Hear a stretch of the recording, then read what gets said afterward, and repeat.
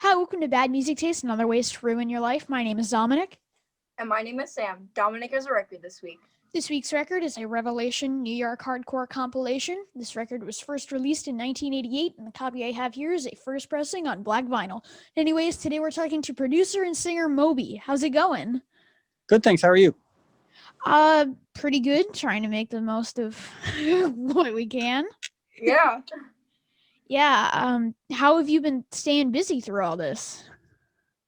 Well, to be honest, my life during these apocalypses is almost identical to my life before the apocalypse. I'm old and kind of antisocial. So before the apocalypse, I spent most of my time at home by myself working and hiking.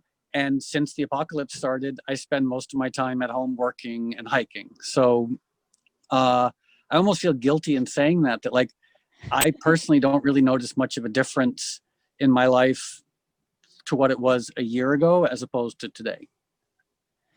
Yeah, I mean, we have all this time now, and we wouldn't have started the podcast if it wasn't for it. But school now is so just awkward is the only way I can describe it. It's so weird. Before, So you're implying that school beforehand wasn't awkward? Like school by definition is awkward. Even more awkward. I mean, that's a good point.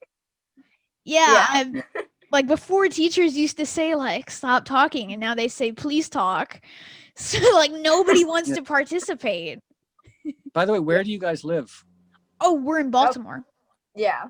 Oh, okay. So do you see the Bidens around? I'm sorry? Do you see Joe Biden and family at the local pizza place or? No, unfortunately. It would be cool though. Yeah, I mean, the amount of times I've hoped to see him out in public. Yeah, but you've played in more hardcore punk bands before playing electronic music. So what, I guess, prompted the change in genre? Well, I had a very, very strange musical upbringing. When I was really young, like 9 years old, I actually played classical music and studied music theory. And then when I was around 13, I discovered punk rock and new wave. And I started playing in a punk rock band called the Vatican Commandos and a new wave band called AWOL. And from my perspective, I never really chose one genre over another genre. Even when I was playing in hardcore bands, I still loved folk music and classical music and electronic music. And over the last couple of decades, when I've become better known as an electronic musician, I still love punk rock and metal and all these other different genres. So I guess I was lucky in that I never felt like I had to sort of dogmatically choose one genre over another. But you also own a vegan restaurant in Los Angeles called Little Pine. So what is it like owning a restaurant right now in the age of COVID? Well, luckily, the restaurant that I had called Little Pine, I opened it about 4 or 5 years ago. And the main reason I wanted to have a restaurant was just to be a good representation of veganism, because I've been a vegan now for 33 years and working on animal rights is my life's work. And on one hand, I can promote animal rights through Instagram posts, through essays, through TED Talks, through all sorts of different things. But by creating a restaurant with great food, that sort of represents veganism in a really visceral way, in a way that people can respond to very emotionally.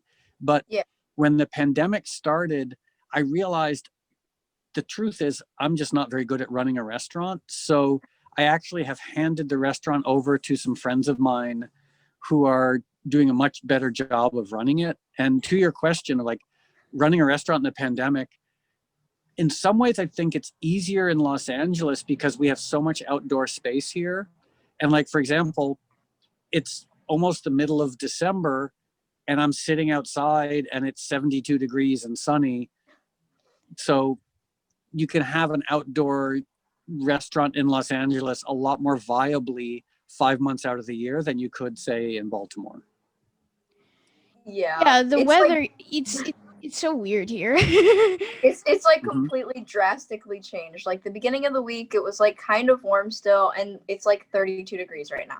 So Yeah, I mean, I sort of, because I grew up in Connecticut and I do remember that. But then, and maybe climate change will change this, but it used to be that like by about December 20th, it would just get cold and crappy. And then it would stay cold and crappy until about April 15th. And I just remember growing up, like walking to school every day. And like you walk to school in the rain, you walk to school in the snow, and it's just, it's miserable. But I guess that's one benefit of the pandemic is you don't have to walk to school. yeah, Yeah. It was like up until December 1st, it was like 60 degrees and then it was like 30 degrees December 1st. Yeah. yeah. Yeah. Still hoping for snow though. Hmm. So while we were kind of on the topic of like activism and everything, was music always the method you wanted to use to express it, or was it just like kind of two of your interests combined? I mean, a lot of my favorite musicians used activism or used their music really well as a vehicle for their activism, for their political beliefs. You know, I mean, everybody from Billie Holiday to Bob Dylan to John Lennon to Public Enemy to Joe Strummer to the Bad Brains. I mean, just on and on and on. It's actually one thing that I find a little bit depressing is that there isn't a lot of activism in modern music. I mean, of course, there are some musicians who are activists, but I feel like, especially like in the world of like pop music and hip hop, like there's just so much. I don't know. I don't want to be too critical, but there's just a lot of pointless music out there, and because I feel like if you have an audience, like if people are willing to pay attention to what you're doing, you should ideally try and like draw their attention to causes and issues that are important.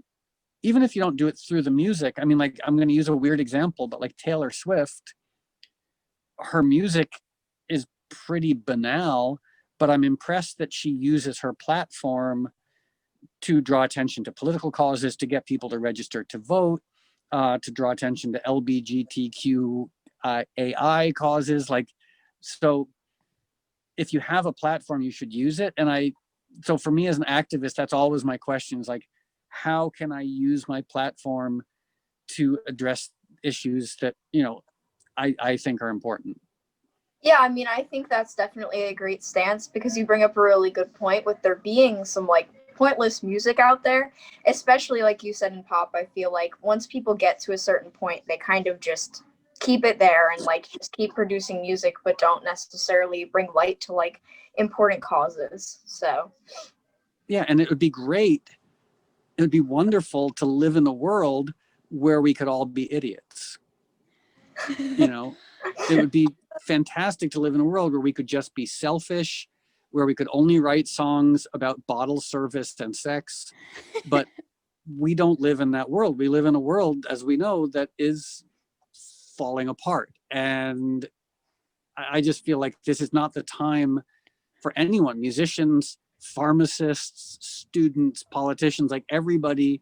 It's not a time to be selfish. It's a time to try and like actually like be activists and try and make the world a better place. yeah, definitely. Yeah, I mean, now people are just like writing music to get on the radio. Not even writing music. So many musicians don't even write their own stuff, but just writing it Yeah. to get on the radio. And then once they're on the radio, they just keep doing the same thing over and over and over again. Yeah, it's it's depressing. And especially like I can understand, for example, like suppose you have some musician, they've made one or two songs that have been successful, but still like they don't have financial security. And so maybe they're concerned about, I don't know, making enough money to buy a house or pay the rent. But it's Yeah. the musicians who are wealthy, the musicians who like have private planes and mansions and many personal assistants, like they're the ones who should be using their voice to make the world a better place. Like it's unforgivable almost to me that like some of these huge rock stars are just simply trying to get more money so they can have 4 houses instead of 3, so they can have 2 private planes instead of 1. Like that's where I really get offended. Yeah, definitely. And like that goes like across the board, like with celebrities. Like it's the people that you walk into a room and 9 out of 10 people know who you're talking about. And it seems like a lot of the indie artists or people who are just starting and don't really have that much to give are giving the most. Whereas there's plenty for other people to do and they really don't do anything, like you said. So Yeah, I mean, I think it's generally a good rule that if you spend more money on plastic surgery and personal assistance than you do on politics and activism, something is wrong. yeah, definitely. Which seems to be a running theme. Yeah. But you recently released an album called All Visible Objects. So how is it to not only record a record right now, but release a record right now? Well, luckily, there are 2 things. One is I work 7 days a week. Not even because I have a great work ethic, but I just love working. Like I love working on music. I like working on, I've written some books. I've got a film and TV production company here in LA. I just love making things and working. So recording and mixing an album during a pandemic, that's not easy necessarily, but it's what I love to do. So that was the fun part. And then releasing it, luckily, I hate touring. You know, I've been touring for so many years, and I love playing music. I love playing live music. I just hate getting on a tour bus or staying in hotels. So releasing an album during the pandemic and not having to go on tour selfishly was great.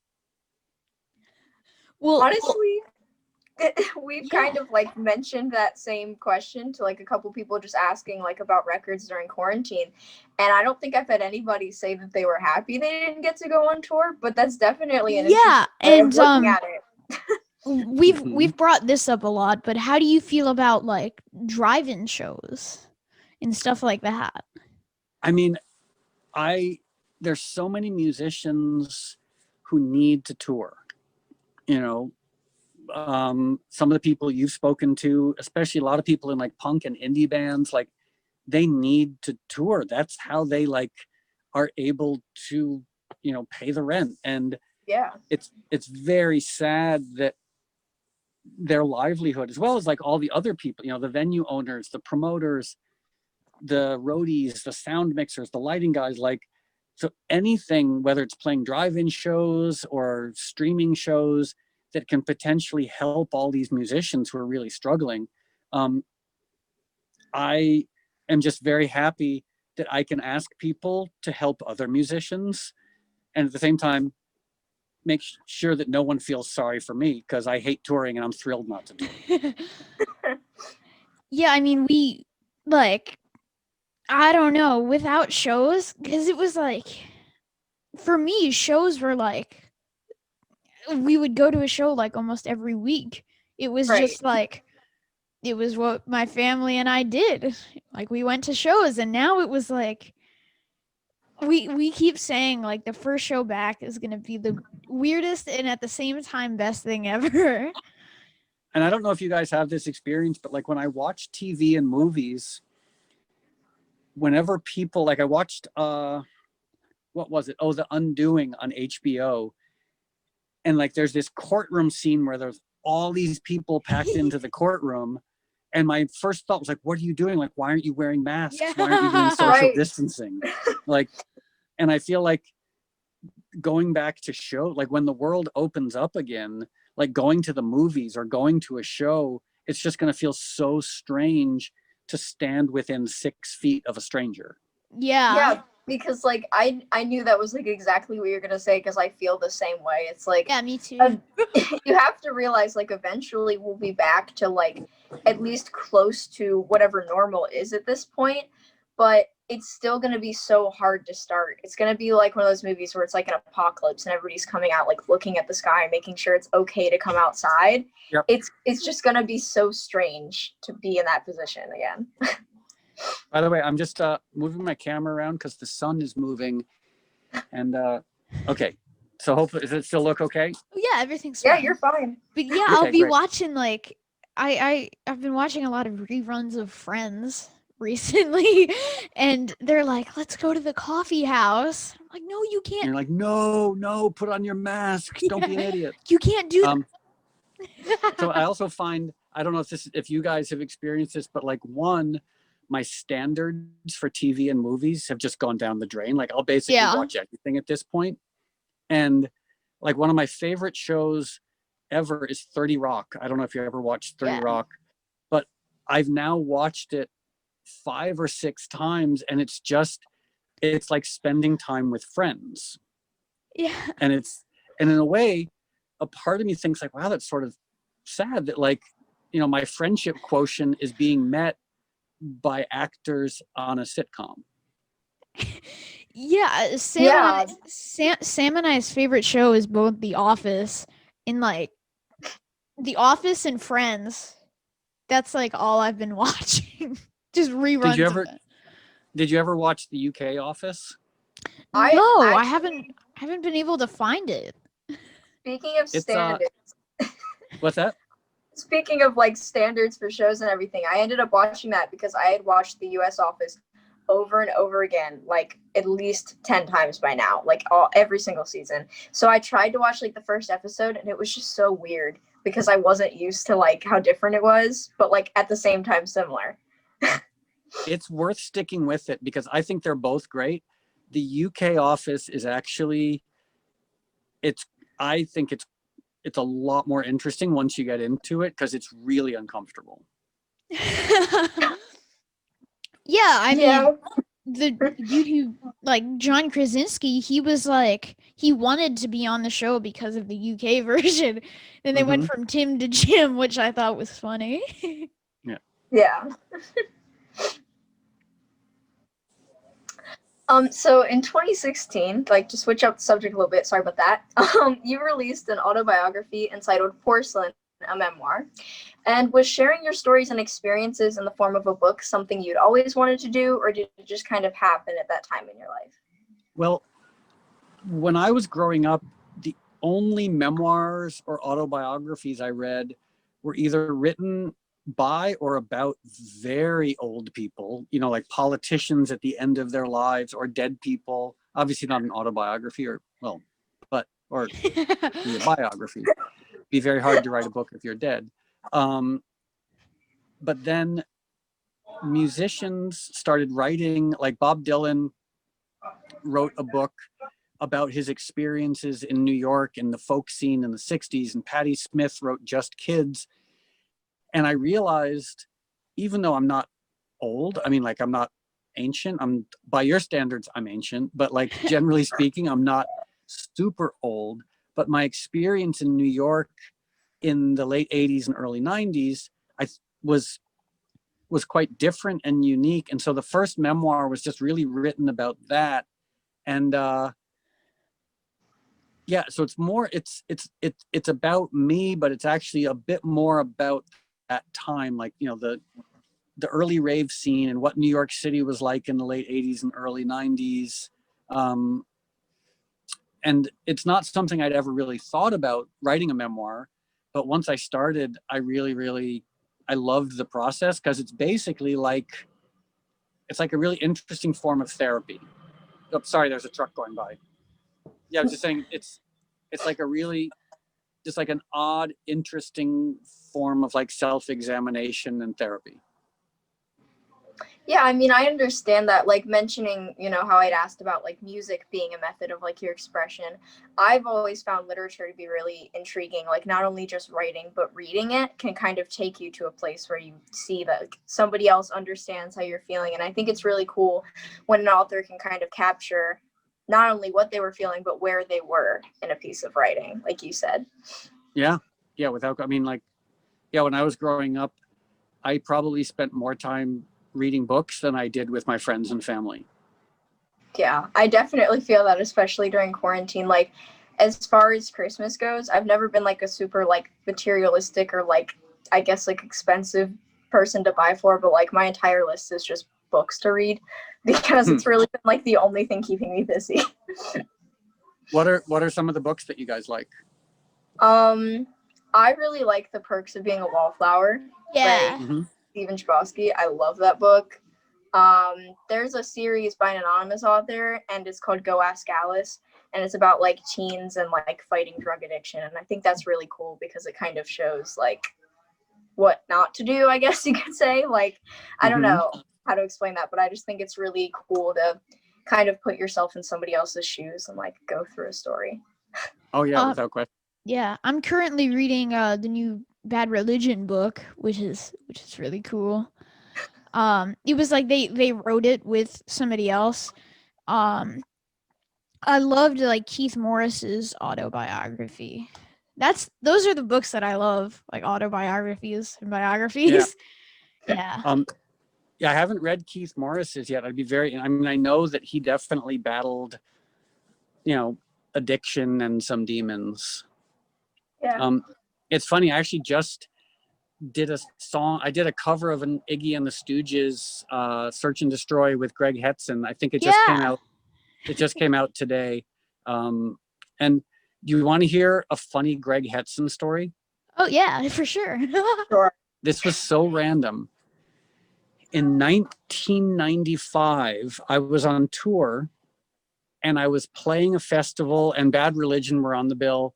And after the show, I was hanging out with Bad Religion and Greg, and I'd never met them. And Greg and I sort of became very, friendly. And then a week later, I talked to my mom, and she said, "Oh, I just gave a tour of Darien, Connecticut to Greg Hetson." Complete. So, like, I was like, how is that possible? Like, I just saw this guy in Finland. How do you know Greg Hetson? And it turns out that he was married to my mom's best friend in high school, her daughter. Wow. It was Wow, just such an that's odd, like like like one degree small of world separation. story. It was a Yeah. tiny, tiny, tiny, tiny world. Yeah. Yeah. We talked to Greg Hetson a few months back, and it was like he just like he joins in a guitar store, and he's like, "Hold on, let me go out to the street." Mm-hmm. It was super cool, at the same time really weird. Yeah. Yeah. I feel like he and I are in the sort of middle-aged bald guy club together. Yeah, I watched that Iggy and the Stooges cover this morning, and it was like just like I follow all those guys on Instagram, and that was one of my favorite ones. Oh, thanks. So yeah, I mean, it's a perfect time to do completely random, nonsensical things. Like, Yeah. if someone out of the blue says, "Do you want to sing an Iggy song into your iPhone and send it through?" I was like, "Yeah, sure." Like, Whatever. it's a fun time to just do like all these like very, very odd random things. Yeah, like I said earlier, we wouldn't have started the podcast if it wasn't for like all the time then. Right. It Yeah. was just like a random thought. And honestly, if if life was normal, I don't think we would have had as much time to either. Because like starting it just took a lot of time to like get used to things. So like I don't Yeah. know if we could have like done it and stuck with it even. Hmm.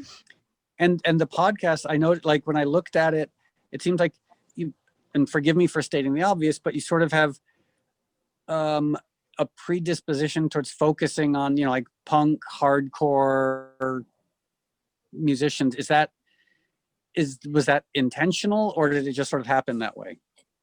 Yeah, it just sort of happened. It was like we didn't really want to limit ourselves. And Yeah. it was I just mean, like punk rock. That's right. Mm-hmm. accessible, Like, I guess. yeah. Like because we talked to Steve-O the other day, and it was like we had been trying to get him on for months then, because Steve-O's Yeah. like a big name, and it was like if we have to wait 3 months for every interview, then like Yeah. punk rock is like I don't want to say nicer because Steve-O is a very nice guy, but like it was like just more accessible, I guess. Yeah, I You mean, can I just feel like Dominic definitely has like more of a background with punk rock, so it's kind of like easier, and everybody there's like very welcoming that we've talked to, and yeah. everybody has been like super supportive of the podcast in general. So like to get started, that was definitely a good avenue to go through, but it's like we wouldn't say we exclusively would do that. Mm-hmm. Yeah, like we've gotten some skateboarders, some like folk people. So yeah, it was just like, but those people you can't like send an Instagram DM and be like, "Hey, want to be on the podcast?" Right. That's how we got our first interview. Was Yeah. my favorite Yeah. band, or my favorite bands are Less Than Jake and the Descendants, and Mm-hmm. I just reached out to the saxophone player of Less Than Jake. It's like, "Want to be on the podcast?" Like before we had anybody on, it's like, "Yeah, for sure." Yeah, when do you want to do I mean, it? I think because especially like in the punk hardcore world, especially like everybody started when they were your guys' age, if not younger, and everyone like if they're. I mean, it's again, it's sort of self-evident, but there was such a DIY aspect to it. You know, like when you started a hardcore band or a punk band, you were never thinking about getting played on the radio or signing with a major label. Your idea was like, oh, we're going to make a 7-inch. Our friend in art class is going to make a T-shirt because he knows how to silk screen, and we're going to use my dad's Xerox machine to make some flyers. Like it was so like small and humble. So even like whether it's the big guys like Tim from Rancid or Billy Joe or these guys, like everybody comes from the same place, which is like being a 15-year-old or a 14-year-old going to shows and starting a band, even when you can't really play instruments very well. Yeah, I mean, I've like I don't know, it's just been just crazy. Like I don't know, we reached out to from the Descendants, Doug Carrion, and we talked to him and he was like, "Hey, do you want to talk to the Descendants?" Like, "Do you want to get And them on?" that was just like, oh yeah, Like yeah, for totally. sure. And then Mm-hmm. Right. like which again like we reached out to him through like Facebook, and the guys in the Descendants don't have like social media, so we were like, "Oh, it's never gonna happen, never gonna get them." Yeah. And I assume, so forgive my ignorance, I assume Milo is no longer in college. No. No, we don't think so. Last I Okay. time we checked, no. Yeah, I saw So, this. I saw this mhm. like article from the Hard Times, and it was like unable to or it was like during the pandemic, unable to find money, Milo goes back to college as a gym teacher. Yeah, that's funny. Yeah. Well, Moby, thank you so much for your time. This is a lot of Yeah. fun. My pleasure. Thank you guys for doing this. I'm glad that you've been able to sort of like make something positive out of the apocalypse. Yeah, I mean, Um, just honestly, thank you. Stay Yeah, thank you safe so now. much. yeah. And my last parting bit of advice to both you and anyone listening, whenever possible, wear earplugs when you go to shows. Yeah. The reason I say that is when I was 15 or 16, I went to go see the Misfits, and this would have been in 1982. Uh, and I saw the Misfits, and they were louder than anything I'd ever heard. And the next day, I was writing my college application letter, and I had this constant ringing in my ears. And I thought to myself, you know what? This is bad. Like I'm 15 years old and I have ringing in my ears, and I want to make my life as a musician. And so I started trying to wear earplugs or something then, and it's really helped me because my hearing now is quite good. Um, so that is my. I know I sound like the oldest person in the world giving this advice, but that's my old guy advice: is like when you can wear some sort of hearing protection when you go to shows. You're totally fine. I was only pulling a face because you were 15. I'm 13 and already having extreme ringing in my ears sometimes. Yeah, it's So, yeah, might need to take your advice on that one and fix Yeah, my hearing. I've been playing the drums since like I was a since I was a little baby. So my parents would make me wear like these big headphones. So I just always worn those.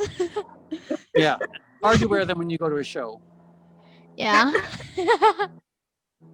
Um, well, great. Well, stay safe and stay healthy. And I hope that you guys get to talk to your heroes like Milo, etc. And yeah, this was really fun. Thank you for having me on your show. Absolutely. Well, Thank you thank for you. doing it. Stay safe. Okay. Okay. Bye.